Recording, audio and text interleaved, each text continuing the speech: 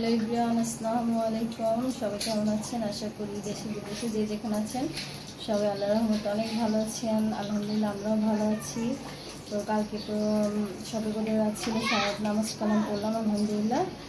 সকালে উঠে বাবা বলছে আজকে ফ্রেন্ডদের জন্য রান্না বান্না করে নিয়ে যাবে। তার ওইখানে ফ্রেন্ডদের বাসায় করবে, বাসা থেকে রান্না করে নিয়ে যাবে। বাচ্চারা চিল্লাচিল্লি করছে, খেলা করছে।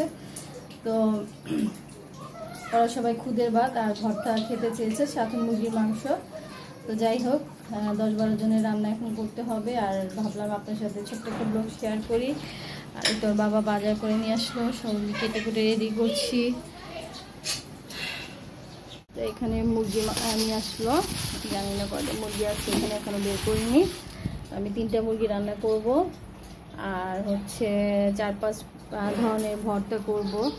এখানে আলু সিদ্ধ করে নিলাম। এখানে লটকে শুটকিটা গরম পানিতে হালকা ভাপ দিয়ে ভিজিয়ে রেখেছি। তো আস্তে আস্তে সবগুলোই আপনাদের সাথে শেয়ার করব যে আজকে আমি ফ্রেন্ডদের জন্য কী কী রান্নাবান্না করব। বিসমিল্লাহ করে মুরগি মাংসটা বসিয়ে দিলাম। আর মুরগিটা একদম সাদা করে রেজালা করে রান্না করব।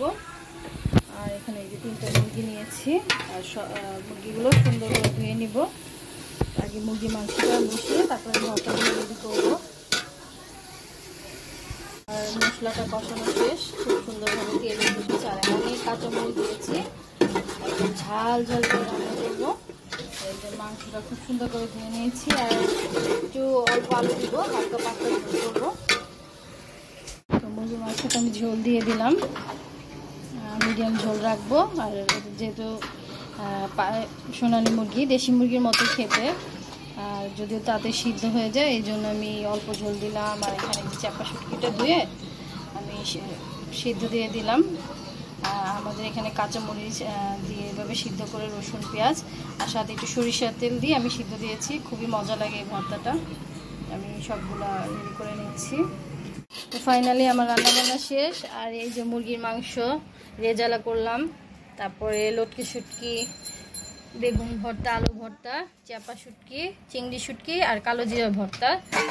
এই হচ্ছে এই হচ্ছে। আর ইফতারি খুব বেশি টাইম নেই, যাকে যাকে দেওয়ার সব বেড়ে নিচ্ছি। তো ছোট্ট একটা ব্লগ আপনাদের সাথে শেয়ার করলাম। যদি ভালো লাগে তাহলে প্লিজ একটি লাইক দিয়ে দিন। আর যারা আমার চ্যানেলটা এখনও সাবস্ক্রাইব করেনি, চ্যানেলটি সাবস্ক্রাইব করে নেবেন। তো সবাই ভালো থাকবেন। আল্লাহ হাফেজ।